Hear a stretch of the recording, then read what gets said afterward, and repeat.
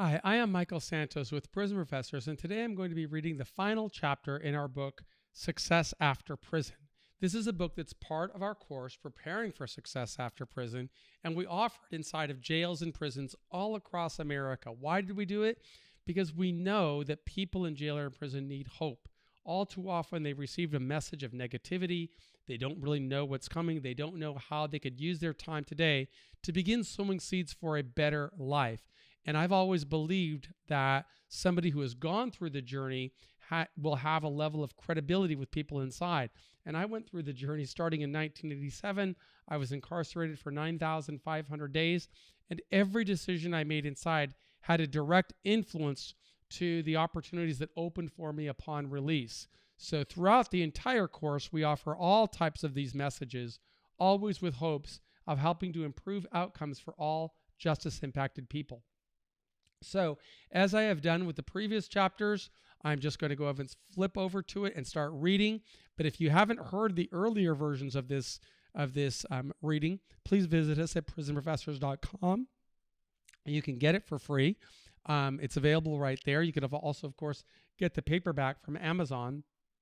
But I just want to share it with people that are serving time, and they can read along with us as we go. So go to this section here, and the blurb for this final chapter is Preparing for Success Upon Release requires that we think about all our strengths and weaknesses, as well as the opportunities and threats. What will work best for you? And this is chapter 13, Success After Prison, talking about creating multiple revenue streams. Leaders taught me that I could advance my prospects for success if I lived in a world of reality rather than a world of fantasy. When authorities took me into custody in 1987, I had to live with the fact that I had made many bad decisions as a young man. While locked in the Pierce County Jail, prayers led me to the story of Socrates. And from that story, I learned to think about the avatars that would influence my prospects in the future. Instead of dwelling on the challenges that my bad decisions created, I had to think about the best possible outcome. With that vision, I could engineer a path that would take me from a jail cell through multiple decades in prison and into a life of success upon release. Like most people, I wish I had made better decisions as a young man. If I had made better decisions, authorities wouldn't have locked me in jail. But I couldn't deal with the world of wishes. No one advanced a station in life by wishing or complaining. Instead, we had to act deliberately and intentionally. Reality required that I make new decisions. By thinking about the future, I realized that if I didn't adjust wisely in prison, I would have difficulty finding employment once I concluded my prison sentence. I accepted that the length of time I expected to serve might make it difficult to find any type of meaningful employment. Throughout the journey, I contemplated what resources I would need to start my life. If I didn't adjust wisely, I wouldn't have anything when my term ended. I wouldn't have clothes to wear, a car to drive, a savings account, or anything. My prison term and a criminal record would always hang over my head. To lessen my vulnerability to such threats, I created several different income streams to advance our prospects for stability. Those who read Earning Freedom, Conquering a 45-Year Term, or any of my earlier books will know that the stock market influenced my adjustment through prison. After my release, I wanted to speculate on stocks, but I had priorities. Although trading in stocks opened opportunities to build an additional income stream, there were also inherent risks. I couldn't take those risks until Carol and I had more stability. Each person should remember the importance of setting priorities. I got that wisdom from a leader who told me, the right decision at the wrong time is the wrong decision. I understood that a time would come for me to resume investments in the market, but first I had to grow stronger financially and set priorities with the available resources. By early 2015, our asset base had grown. The real estate market across the United States had caught fire. Soaring valuations lifted our equity, and within 2 years, the value of our property had grown to more than $550,000.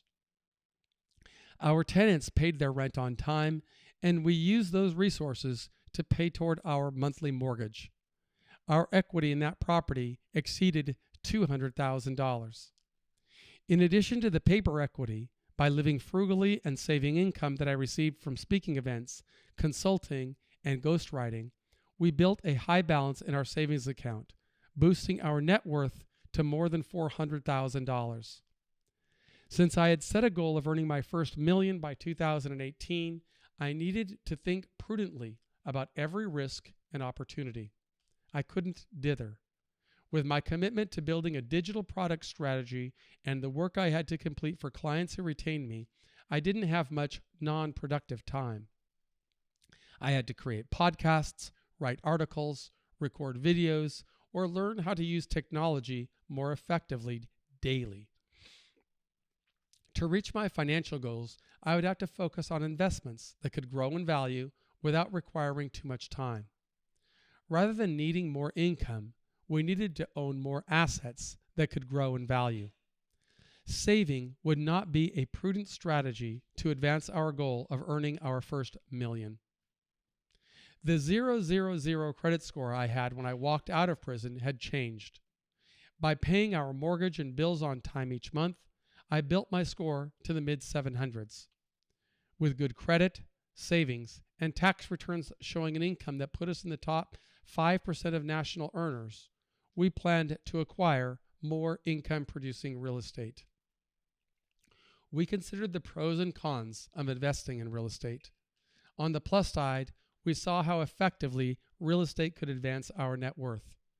By 2015, we could see that more than half of the equity we had built since my release from prison in 2013 came from our real estate investment.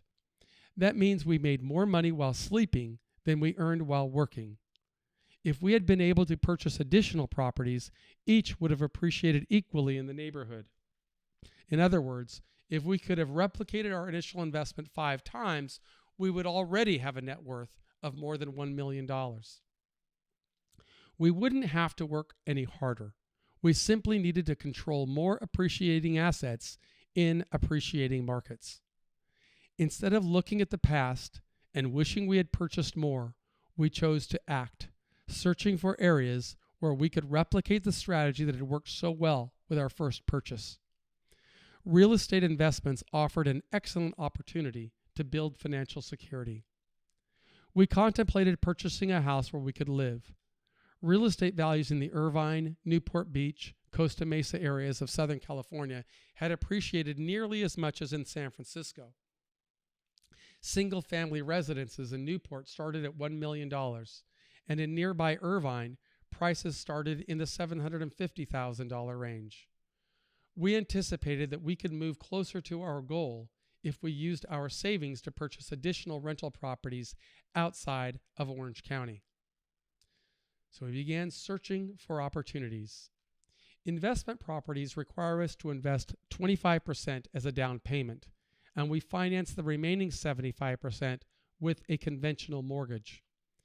Instead of pursuing monthly cash flow, we would continue to finance on shorter terms that would allow us to pay off debt. If the properties could generate monthly income sufficient to make the mortgage payment, they worked for our plan.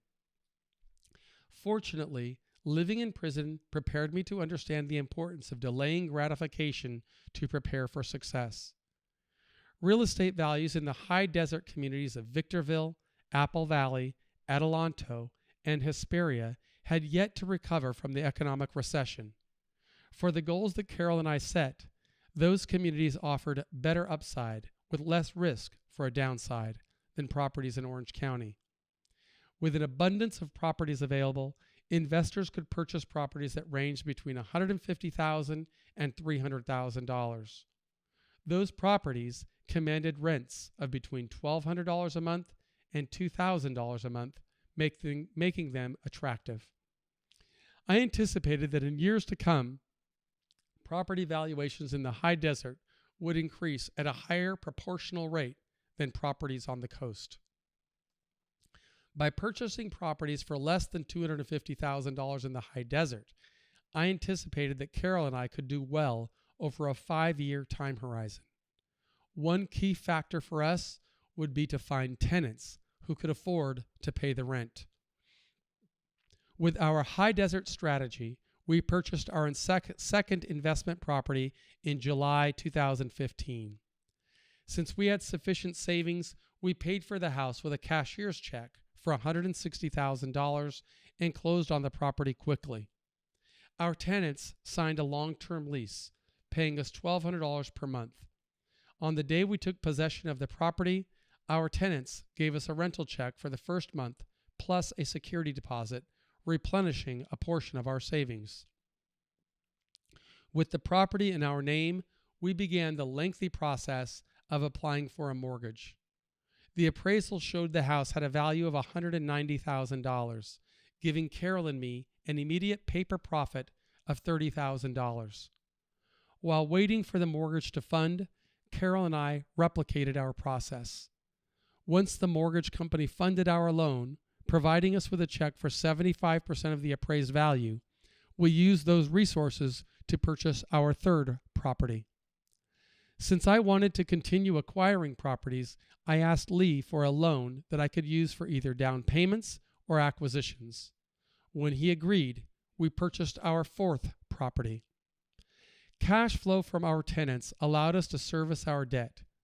In December 2015, 28 months after my release from prison, independent appraisals showed that we had a solid real estate portfolio with the following assets: 4 properties totaling $1,130,000 in value. Mortgage debt that we owed, $605,000. Our total equity in real estate, $525,000. The cumulative monthly rental income, $6,800. Our cumulative monthly mortgage payments, $5,100. Our cumulative monthly positive cash flow, $1,700. Our mortgage payments would incrementally reduce our debt by nearly $4,000 every month. If nothing changed, rental incomes from our tenants would allow us to pay off the properties in total over the next 180 months. Besides the debt reduction, the $1,700 monthly positive cash flow would accumulate over the 180-month plan. Over time, the positive cash flow would lead to additional savings of $306,000, more than the total amount that we invested in acquiring the assets. With those projections, even if the properties didn't do anything more than hold their value, the tenant income would pay off the debt within 15 years, giving us property equity of $1,130,000. On the other hand, if the properties returned to pre-recession valuations, those properties would be worth more than $2 million. Carol and I used less than $300,000 of our resources to acquire those assets. Buying real estate would advance our goal of building our first $1 million net worth. Best of all, it would proceed on autopilot while I focused on generating new revenue streams with digital products. Many factors played into our good fortune, including market timing worked in our favor. I got out of prison at the end of the recession. When market prices rose, the value of our assets rose. Access to capital allowed me to continue acquiring properties. And we found good tenants that paid their rent on time. I hope readers will connect the dots to see how carefully laid plans allowed us to create and seize opportunities. Each person should begin sowing seeds today that will bear fruit in the weeks, months, years, and decades ahead. Awareness. Although our growing portfolio of rental properties served as an integral part of our wealth accumulation strategy, I remained determined to both build a digital products business and to work toward creating opportunities to improve the outcomes for all justice-impacted people. To succeed, I would use a multi-pronged strategy, including the following: inspiring people going into the criminal justice system to use their time wisely to prepare for success upon release; collecting data to show how and why mechanisms to earn freedom would serve the interests of all citizens; opening relationships with stakeholders of the criminal justice system so that we could introduce our programs to more people in prison. Develop conversations with legislators and prison administrators to influence sentencing laws and prison operations. To open relationships with more leaders, I accepted 12 speaking engagements in the fall of 2015, and those commitments kept me in different airports every week, with travel to cities between Tacoma and DC to create market awareness. Some of those speaking events provided memorable experiences. When I made my initial sales call in Washington State, I had an opportunity to build a friendship with the state's prison system directors. Those powerful allies helped my small business grow. Frequently, administrators told me that only a few people could adjust to a long term so productively. I disagreed, reminding them of my story. When I began serving my sentence, the prosecutor said that even 300 years of imprisonment would not have been sufficient punishment for my crime. And during my first team meeting in prison, my unit manager predicted that I would serve my entire sentence in high security institutions. People may see us one way today, but if we can see a better future, we can work to reconcile and make amends, creating better outcomes. More people would work well to prepare for success upon release if administrators showed incentives along the way. Slowly, administrators began to believe. Leaders of prison systems allowed me to start bringing programs into institutions. Those opportunities allowed me to connect with people serving sentences in state and federal prisons across America. Ironically, a captain in the Bureau of Prisons that once authorized my placement in the Special Housing Unit became one of my biggest advocates, bringing our Preparing for Success After Prison course to federal prisons across America. A U.S. attorney issued a purchase order for us to create reentry programs for her district. Federal judges purchased our programs. We received contracts to provide our courses to every state prison in California. Further, through our relationship with digital platform companies, we expanded our distribution to jails and prisons, reaching more than 100,000 people daily. A revenue model didn't always accompany those opportunities, but thanks to other business ventures I initiated, we could celebrate our impact on people's lives. It became our way of being the change we wanted to see in the world, and for those results, we are grateful. And here are some final thoughts. With this book, I wanted to show readers the relationship between decisions in prison and prospects for success upon release. In my case, those decisions didn't advance my release date by a single day. But when I came home, opportunities opened for me to build financial success while simultaneously reaching my goals of helping other people who served time in custody. I'll continue striving to grow and continue documenting the journey. I am encouraging all readers to do the same. Work hard, educate yourself, reject the criminal lifestyle, and focus on preparing for your success. You too will grow through these challenges and emerge successfully. For those who want more information, please visit our website at prisonprofessors.com. People in prison who want to share their success may use the following contact information. Write us at Prison Professors, 32565 Golden Lantern Street, Box B-1026, Dana Point, California, 92629, or send an email to impact@prisonprofessors.com. And here are the self-directed questions that we conclude each chapter with. What expenses do you anticipate needing to meet upon your return to society? What plan do you have in place to meet the expenses you anticipate upon release? And how can you use your time inside to prepare for your financial retirement strategy? I am so grateful to you for listening to this audio-video version of our book, Success After Prison. This is a part of our course, Preparing for Success After Prison, which we distribute to people in jails and prisons across America. If you have a loved one inside or you'd like to learn more, I hope that you'll visit us at prisonprofessors.com, subscribe to us on YouTube or iTunes so that you can get regular information that we provide. My name is Michael Santos, and I'm 100% committed to trying to improve outcomes for all justice impacted people at every stage of the journey. We offer it all for free. Thanks to our sponsors at White Collar Advice, we offer it for free at prisonprofessors.com, and we hope that you will be a member of our community. But if you're in jail or prison, we hope that you will also do your part by building your own pathway to success, letting us know about it so we could use your story to inspire others. I'm Michael Santos, and on behalf of our entire team at Prison Professors, I believe in you.